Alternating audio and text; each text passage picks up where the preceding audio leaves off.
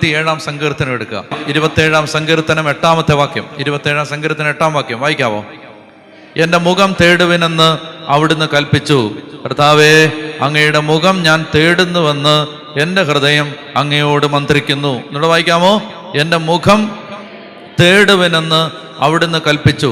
കർത്താവേ, അങ്ങയുടെ മുഖം ഞാൻ തേടുന്നുവെന്ന് എൻ്റെ ഹൃദയം. അപ്പം ഇത് മനസ്സിലാവുന്നുണ്ടോ? അതായത് പ്രാർത്ഥനയിൽ ദൈവത്തിൻ്റെ മുഖം തേടുന്ന ഒരു വ്യക്തിക്ക് അസാധാരണമായ ധൈര്യമുണ്ടാവും. 3-ാം സങ്കീർത്തനം, ഉച്ചത്തിൽ ഞാൻ കർത്താവിനെ വിളിച്ചപേക്ഷിക്കുന്നു, തൻ്റെ വിശുദ്ധ പർവ്വതത്തിൽ നിന്ന് അവിടുന്ന് എനിക്ക് ഉത്തരം അരുളുന്നു. എങ്ങനെ ഞാൻ കർത്താവിനെ വിളിച്ച? ഞരങ്ങി മൂളിയാണോ? പിന്നെ അങ്ങനെ അങ്ങനെ വേണം വിളിക്കാൻ. കർത്താവിനെ വിളിക്കുമ്പോൾ ഉച്ചത്തിൽ ഞാൻ കർത്താവിനെ വിളിച്ചപേക്ഷിക്കുന്നു, തൻ്റെ വിശുദ്ധ പർവ്വതത്തിൽ നിന്ന് അവിടുന്ന് എനിക്ക് ഉത്തരം അരുളുന്നു. അടുത്ത് 5-ാമത്തെ വാക്യം, ഞാൻ ശാന്തമായി കിടന്നുറങ്ങുന്നു, ഉണർന്നെഴുന്നേൽക്കുന്നു, എന്തെന്നാൽ ഞാൻ കർത്താവിൻ്റെ കരങ്ങളിലാണ്. എനിക്കെതിരെ പാളയമടിച്ചിരിക്കുന്ന 10,000 ഞാൻ ഭയപ്പെടുകയില്ല. കണ്ടോ? ഹല്ലേലൂയാ. ദൈവത്തിൽ നിന്ന് മാത്രം കിട്ടുന്ന ഒരു ധൈര്യമാണിത്. എനിക്കെതിരെ പാളയമടിച്ചിരിക്കുന്ന 10,000 ഞാൻ ഭയപ്പെടുകയില്ല. എന്തുകൊണ്ടാണ് ഭയപ്പെടാത്തത്? പറ. ഞാൻ കർത്താവിൻ്റെ കരങ്ങളിലാണ്, അതുകൊണ്ടാണ് ഭയപ്പെടാത്തത്. ഭക്തന് കിട്ടുന്ന ഉറപ്പാണിത്, ദൈവ പൈതലിന് കിട്ടുന്ന ഉറപ്പാണിത്. എന്താ? എല്ലാം ദൈവത്തിൻ്റെ കരങ്ങളിലാണ്. ഞാൻ ദൈവത്തിൻ്റെ കരങ്ങളിലാണ്, എൻ്റെ മക്കൾ ദൈവത്തിൻ്റെ കരങ്ങളിലാണ്, എൻ്റെ കുടുംബം ദൈവത്തിൻ്റെ കരങ്ങളിലാണ്, എൻ്റെ ആത്മാവ് ദൈവത്തിൻ്റെ കരങ്ങളിലാണ്, എൻ്റെ വാഹനം ദൈവത്തിൻ്റെ കരങ്ങളിലാണ്. പറഞ്ഞേ ഹല്ലേലൂയാ.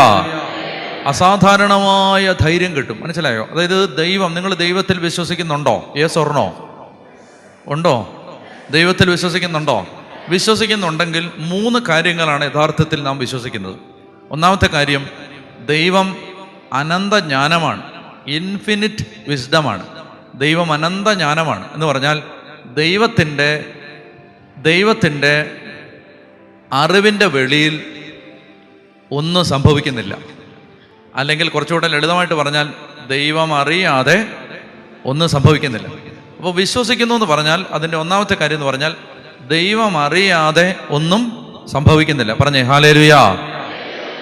ഞാൻ കർത്താവിനെ തേടി, ഞാൻ ദൈവത്തിൻ്റെ കരങ്ങളിലാണ്, സർവ്വഭയങ്ങളിൽ നിന്ന് അവിടുന്ന് എന്നെ മോചിപ്പിച്ചു. പറഞ്ഞേ, സർവ്വഭയങ്ങളിൽ നിന്ന് അവിടുന്ന് എന്നെ മോചിപ്പിച്ചു. അപ്പോൾ ദൈവത്തിൽ വിശ്വസിക്കുക എന്ന് പറഞ്ഞാൽ ഒന്നാമത്തെ കാര്യം, ദൈവം അറിയാതെ ജീവിതത്തിലൊന്നും സംഭവിക്കുന്നില്ല.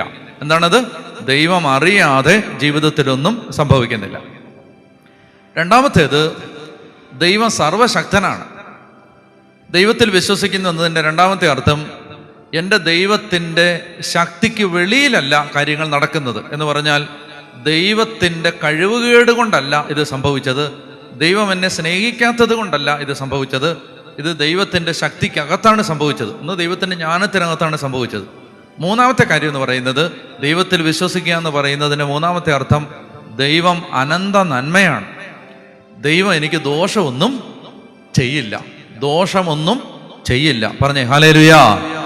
ദൈവം എനിക്ക് ദോഷമൊന്നും ചെയ്യില്ല. അതാണ് അനന്ത നന്മയാണ്, അനന്ത നന്മ. അതാണ് ദോഷമായിട്ടൊന്നും എൻ്റെ താതൻ ചെയ്യുകയില്ല, എന്നെ അവനടിച്ചാലും അവൻ എന്നെ സ്നേഹി. അപ്പം അതാണത്, ദൈവം ദോഷമൊന്നും ചെയ്യില്ല. ദൈവത്തെ സ്നേഹിക്കുന്നവർക്ക് അവിടുത്തെ പദ്ധതി അനുസരിച്ച് വിളിക്കപ്പെട്ടവർക്ക് അവിടുന്ന് എല്ലാം നന്മയ്ക്കായി പരിണമിപ്പിക്കും. ഞാൻ പറയുന്നത് എന്തിനാ, ഈ ഭാരവും വിഷമമുള്ള ഒത്തിരി പേരുണ്ട്. സഹിക്കാൻ പറ്റാത്ത വേദന, ഉറങ്ങാൻ പറ്റുന്നില്ല, നിരാശ, മരുന്ന് കഴിച്ചാൽ പോലും ഉറങ്ങാൻ പറ്റുന്നില്ല. ഇങ്ങനെയുള്ള ആളുകളുടെ എണ്ണം കൂടിക്കൂടി വരികയാണ് നമ്മുടെ സമൂഹത്തിൽ. അപ്പോൾ ഇത് എന്താണ്? നമുക്ക് ധൈര്യം വേണം. ധൈര്യം, ഈ ധൈര്യം എവിടുന്ന് കിട്ടും?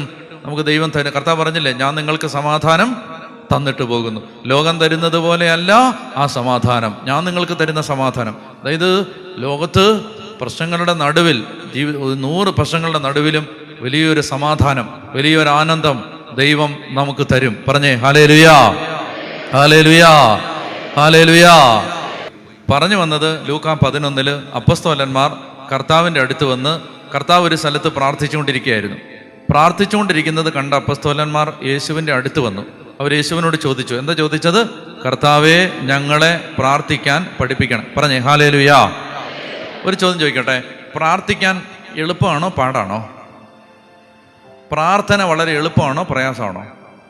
സത്യം പറ, സത്യം തുറന്ന് പറ. പ്രാർത്ഥന ഭയങ്കര എളുപ്പമാണ് എന്ന് നിങ്ങൾ എന്നോട് ചോദിച്ചാൽ ഞാൻ പറയും ഭയങ്കര പാടാ. ഇരുന്ന് പ്രാർത്ഥിക്കാന്നൊക്കെ പറഞ്ഞാൽ ഭയങ്കര പാടാ. നിങ്ങൾ ലോകത്തെ ഏറ്റവും വലിയ പ്രാർത്ഥനാ മനുഷ്യനോട് ചോദിക്കുക പ്രയർ എളുപ്പമാണോ, അയാൾ പറയും ഭയങ്കര പാടാ. അപ്പോൾ മനസ്സിലാക്കുള്ള പ്രാർത്ഥനയെക്കുറിച്ച് അറിയേണ്ട ഒന്നാമത്തെ കാര്യം, നമ്മൾ പ്രാർത്ഥിക്കുന്നത് എളുപ്പമുള്ള കാര്യമല്ല. എന്തുകൊണ്ടാണ് പ്രാർത്ഥിക്കുന്നത് എളുപ്പമല്ലാത്തത്? അതിൻ്റെയൊക്കെ ഞാൻ വരാം. അതുകൊണ്ടാണ് അപ്പോസ്തലന്മാർ എളുപ്പമല്ലാത്തത് കൊണ്ടാണ് യേശുവിൻ്റെ അടുത്ത് വന്നിട്ട് പറയുന്നത്, ഞങ്ങളുടെ ഈ ജഡത്തിൻ്റെ ശക്തി കൊണ്ട്, ഈ ജഡിക സ്വഭാവം വെച്ച് പ്രാർത്ഥിക്കാൻ പറ്റില്ല. കർത്താവേ, അതുകൊണ്ട് നീ ഞങ്ങളെ പ്രാർത്ഥിക്കാൻ പഠിപ്പിക്കണമേ, സഹായിക്കണമേ. ഒന്നാമത്തെ കാര്യം അതാണ്. അപ്പോസ്തലന്മാർ യേശുവിനോട് ചോദിക്കുകയാണ്, കർത്താവ് ഞങ്ങളെ പ്രാർത്ഥിക്കാൻ പഠിപ്പിക്കണമേ. ശ്രദ്ധിക്കുന്നുണ്ടോ? ഒരു കാര്യം നിങ്ങൾ മനസ്സിലാക്കിക്കൊള്ളുക, നമ്മളെ പ്രാർത്ഥിക്കാൻ പഠിപ്പിക്കാൻ ലോകത്തൊരു യൂണിവേഴ്സിറ്റിക്കും പറ്റില്ല, ഒരു പ്രബോധകനും പറ്റില്ല. പ്രാർത്ഥിക്കാൻ പഠിപ്പിക്കാൻ ലോകത്തെ ഒരു പുണ്യാത്മാവിനും നിങ്ങളെ ഇങ്ങനെ പ്രാർത്ഥിക്കുന്നു പറഞ്ഞ് പഠിപ്പിക്കാൻ പറ്റില്ല. പ്രാർത്ഥിക്കാൻ പഠിപ്പിക്കുന്നത് യേശു മാത്രമാണ്. ഹല്ലേലൂയാ. എന്തുകൊണ്ടാണ് യേശുവിന് മാത്രമേ? കാരണം യേശു ആദ്യന്തം ഒരു പ്രാർത്ഥനാ മനുഷ്യനായിരുന്നു. ഈ ലോകത്ത് ജീവിച്ച കാലത്ത് കർത്താവ് പ്രാർത്ഥിച്ചു. ഹെബ്രായ ലേഖനം 5-ാം അധ്യായം എടുക്കുക. ഹെബ്രായ ലേഖനം 5-ാം അധ്യായത്തിൽ യേശുവിൻ്റെ പ്രാർത്ഥനയെക്കുറിച്ച് പറയുന്നുണ്ട്. ഹെബ്രായ ലേഖനം 5-ാം അധ്യായത്തിൽ ഹെബ്രായർ 5 കിട്ടിയോ? 5 പറയാം. 7-ാമത്തെ വാക്യം. ഹെബ്രായ ലേഖനം 5-ാം അധ്യായം 7-ാമത്തെ വാക്യം വായിക്കാമോ? തൻ്റെ ഉറക്കെ വായിക്കണം പോരാ. തൻ്റെ ഐഹിക ജീവിത കാലത്ത് ക്രിസ്തു മരണത്തിൽ നിന്ന് തന്നെ രക്ഷിക്കാൻ കഴിവുള്ളവന് കണ്ണീരോടും വലിയ വിലാപത്തോടും കൂടെ പ്രാർത്ഥനകളും യാചനകളും സമർപ്പിച്ചു. തൻ്റെ ഐഹിക ജീവിതകാലത്ത് ക്രിസ്തു, ഐഹിക ജീവിതം എന്ന് പറഞ്ഞാൽ ഈ ലോകത്ത് ജീവിച്ച കാലത്ത്, തൻ്റെ മനുഷ്യാവതാര കാലത്ത് 33 വർഷം. ഹെബ്രായർ 5-7-ാമത്തെ വാക്യം പറയുകയാണ്, തൻ്റെ ഐഹിക ജീവിതകാലത്ത് ക്രിസ്തു മരണത്തിൽ നിന്ന് തന്നെ രക്ഷിക്കാൻ കഴിവുള്ളവൻ്റെ മുമ്പിൽ കണ്ണീരോടും വലിയ അപ്പം എങ്ങനെയാ പ്രാർത്ഥിച്ച ഈശോ എങ്ങനെ പ്രാർത്ഥിച്ചേ? എങ്ങനെ പ്രാർത്ഥിച്ചേ? അതായത് നാം എല്ലാവരും പ്രാർത്ഥിച്ച് കർത്താവിൽ നിന്ന് അനുഗ്രഹങ്ങളും കരുണയും യാചിക്കണം. പറട്ടെ. ഹരിണിവനായ അങ്ങനല്ല പ്രാർത്ഥിച്ചത്. പിന്നെ എങ്ങനെ പ്രാർത്ഥിച്ചത്? കണ്ണീരോടും വലിയ വിലാപത്ത്. യേശുവിൻ്റെ പ്രാർത്ഥന കരഞ്ഞുകൊണ്ടുള്ള പ്രാർത്ഥനയായിരുന്നു. ഇവിടെ പറയുകയാണ് എങ്ങനെ പ്രാർത്ഥിച്ച യേശു കണ്ണുനീരോടെ. അപ്പൊ പ്രാർത്ഥന എന്ന് പറയുന്നത്, ഇപ്പൊ ഒരാൾ കരയുന്നത് അങ്ങനെ കരയുന്നത് പറ്റുമോ? അങ്ങനെ എളുപ്പത്തിൽ ഇപ്പൊ നിങ്ങൾ എന്നോട് പറയാം, അച്ഛൻ ഒന്ന് കരഞ്ഞേ, അങ്ങനെ സ്വിച്ചിട്ട് പോലൊക്കെ കരയാൻ പറ്റുമോ? പറ്റില്ല. എനിക്കൊരു സുഹൃത്തുണ്ട്.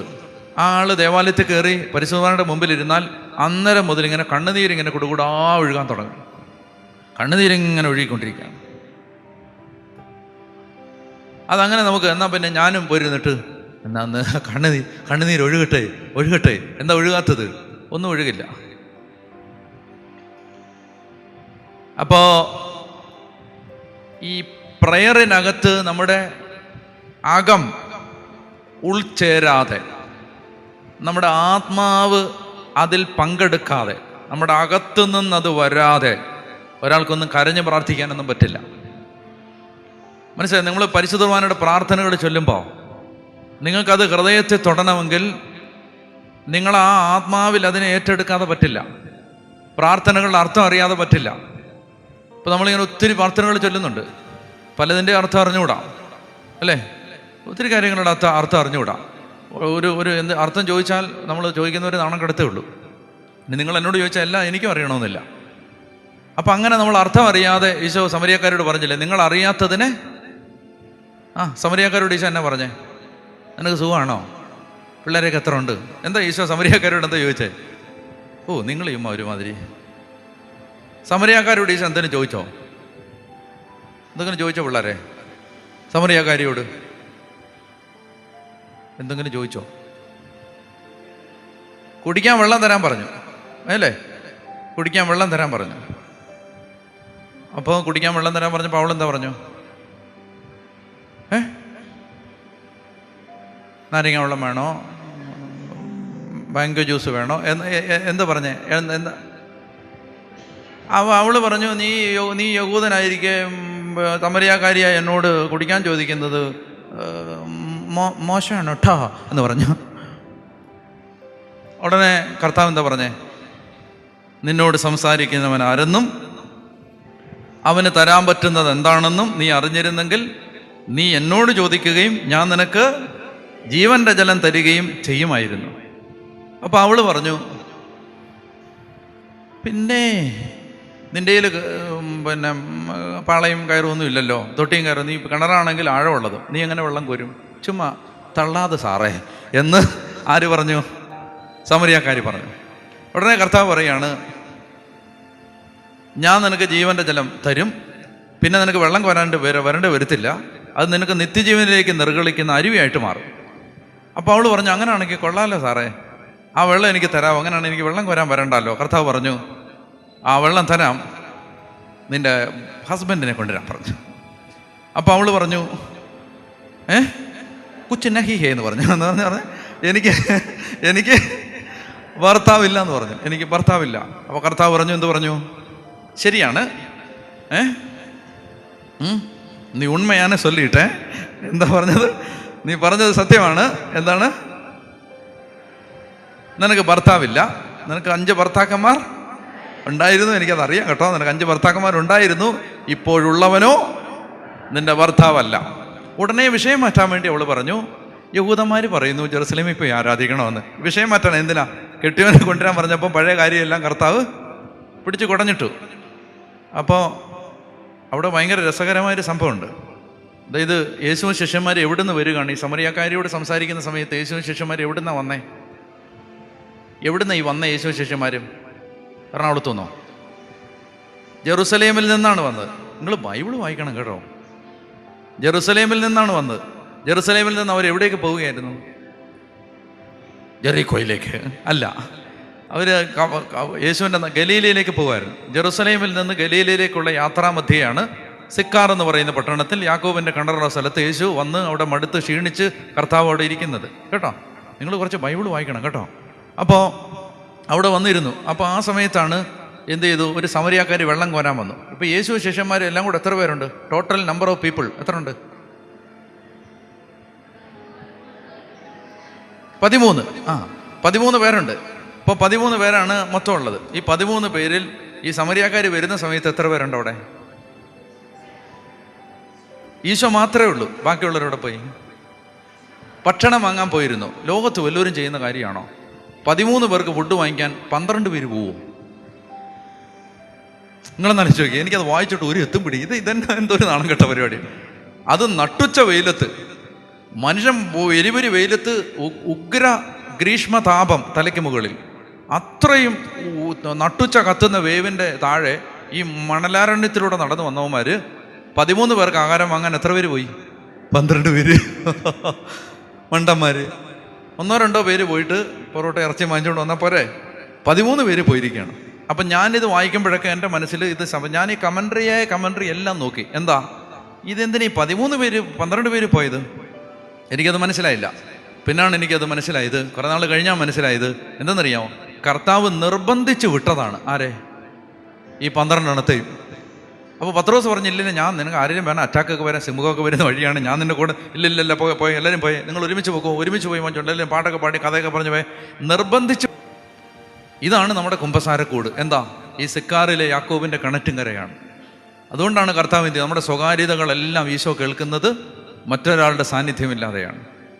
അവർക്ക് പറഞ്ഞേ ഹല്ലേലൂയാ, പറഞ്ഞേ ഹല്ലേലൂയാ.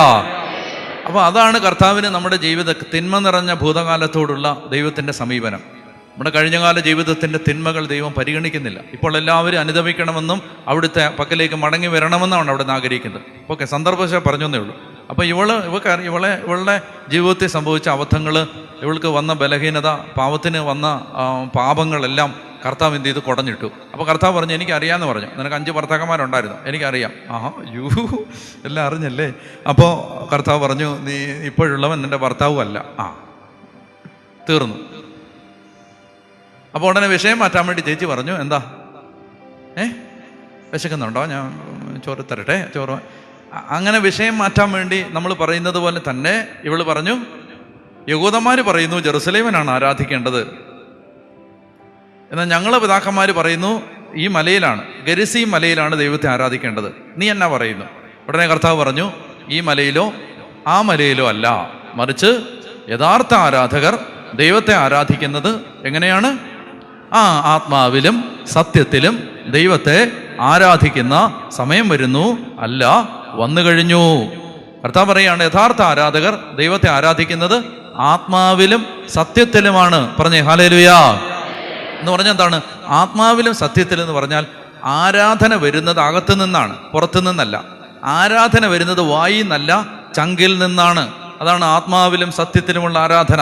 അതേ പറഞ്ഞ് കരച്ചിലൊക്കെ വരുന്നത് ആർട്ടിഫിഷ്യൽ അല്ല, മറിച്ച് ഇത് അകത്തു നിന്ന് വരികയാണ്. ദൈവമേ എന്ന് വിളിക്കുമ്പോൾ ഒരാളുടെ കണ്ണ് നിറയുകയാണ്, യേശുവേ എന്ന് വിളിക്കുമ്പോൾ ഒരാൾ കരഞ്ഞു പോവുകയാണ്, കർത്താവേ എന്ന് വിളിച്ച് ഒരാൾ പ്രാർത്ഥിക്കുമ്പോൾ അയാളുടെ ഉള്ളൊരുക്കുകയാണ്. അത് വരുന്നത് ഈ അകത്ത് നടക്കുന്ന ആത്മാവിലും സത്യത്തിലും നടക്കുന്ന ആരാധനയിൽ നിന്നാണ് അത്തരം ചില ഭാവങ്ങൾ പുറത്തു വരുന്നത്. അപ്പോൾ ഈശോ പറയുകയാണ്, ആത്മാവിലും സത്യത്തിലും ആരാധിക്കുന്നവരെയാണ് ദൈവം അന്വേഷിക്കുന്നത്. എന്നിട്ട് ഈശോ പറഞ്ഞ വാചകമാണ്, നിങ്ങൾ അറിയാത്തതിനെ ആരാധിക്കുന്നു, ഞങ്ങളാകട്ടെ അറിയുന്നതിനെ ആരാധിക്കുന്നു. അറിയാത്തതിനെ ആരാധിക്കരുത്, അറിയാതെ ആരാധിക്കരുത്. അപ്പോൾ എന്താ സംഭവിക്കുന്നത് അറിയാം? നമ്മൾ ഈ കുർബാന പുസ്തകം ഉണ്ടോ നിങ്ങളുടെ കയ്യിൽ? അതെടുക്കണം. എടുത്തിട്ട് അതിനകത്ത് പ്രാർത്ഥനകളുണ്ട്. ആ പ്രാർത്ഥനകൾ പൗലോസ് ശ്ലീഹ ധന്യൻ ചൊൽ കേട്ടതിനെ ദൈവം എന്ന് പറഞ്ഞാൽ എന്താ? ആര് കേട്ടെന്നായി പറയുന്നത്? പൗലോസ് ശ്ലീഹ കേട്ടെന്നോ? മനസ്സിലായോ? ഞാൻ ചോദിക്കാൻ പോയാൽ നിങ്ങൾ നാണം കെടും, എനിക്കറിയാം. അതായത് നമുക്കത് കുറച്ച് പേർക്കൊക്കെ അറിയാമായിരിക്കും, എല്ലാവർക്കും ഒന്നും അറിയത്തില്ല. ഇനി അറിയാത്തത് കൊണ്ട് നരകത്തിൽ പോകുന്നതെന്ന് ഞാൻ പറയുന്നില്ല. പക്ഷേ നിങ്ങൾ ആരാധനയുടെ നന്മ നിങ്ങൾക്ക് അനുഭവിക്കാൻ പറ്റില്ല. അറിയാതെ ആരാധിച്ചാൽ നിങ്ങൾ വർഷങ്ങളായിട്ട് ഇത് പാടുന്നുണ്ട് അല്ലേ?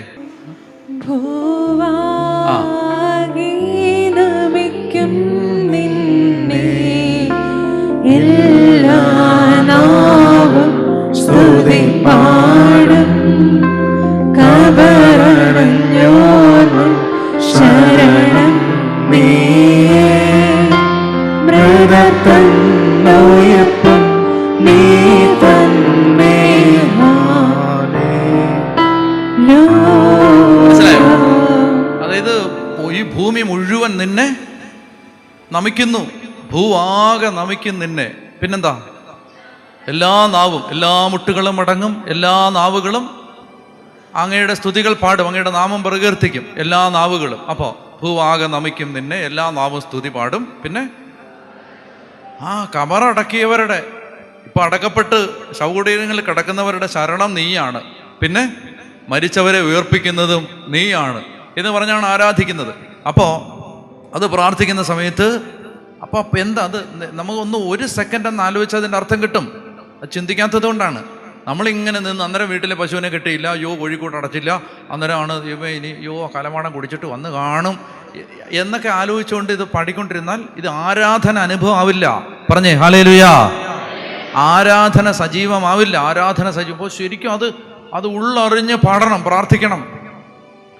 ദൈവത്തിൻ്റെ ആത്മാവ് ശക്തമായി ആവസിക്കും. എന്നുറക്കെ പറയാവോ ഹല്ലേലൂയാ? പോട്ടെ, വിഷയമെല്ലാം മാറി പല സ്ഥലത്തേക്ക് പോവാണ്, എന്നാലും വേണ്ടില്ല.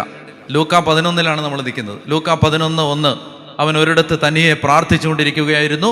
അപ്പോൾ അപ്പസ്തോലന്മാർ അവൻ്റെ അടുത്ത് വന്ന് അവനോട് പറഞ്ഞു, കർത്താവേ, യോഹന്നാൻ തൻ്റെ ശിഷ്യന്മാരെ പ്രാർത്ഥിക്കാൻ പഠിപ്പിച്ചതുപോലെ ഞങ്ങളെയും പ്രാർത്ഥിക്കാൻ പഠിപ്പിക്കണമേ. എന്നൊക്കെ പറഞ്ഞേ, കർത്താവേ, ഞങ്ങളെയും പ്രാർത്ഥിക്കാൻ പഠിപ്പിക്കണമേ, പ്രാർത്ഥിക്കാൻ പഠിപ്പിക്കണമേ.